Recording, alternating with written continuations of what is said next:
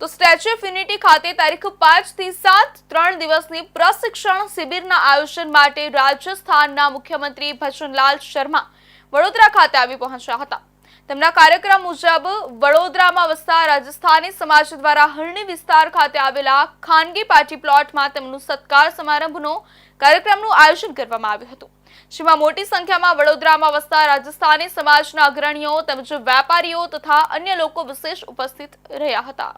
તારીખ 5 થી 7 3 દિવસની પ્રશિક્ષણ શિબિરના આયોજન માટે રાજસ્થાનના મુખ્યમંત્રી ભજનલાલ શર્મા વડોદરા ખાતે આવી પહોંચ્યા હતા।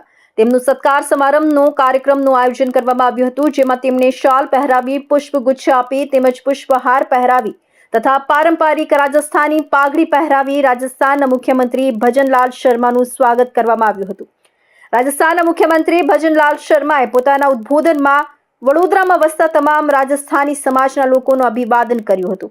સાથે તેઓને જણાવ્યું હતું કે જેટલી કર્મભૂમિ માટે કામ કરો છો તેવી જ કામગીરી પોતાના માતૃભૂમિ માટે પણ કરજો।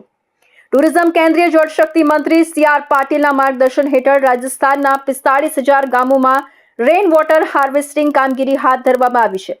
તે કામગીરીને બિરદાવી હતી, જ્યારે પૂર્વ મુખ્યમંત્રી અશોક ગેહલોત ઉપર પોતાના ઉદ્બોધનમાં ટોણો માર્યો હતો।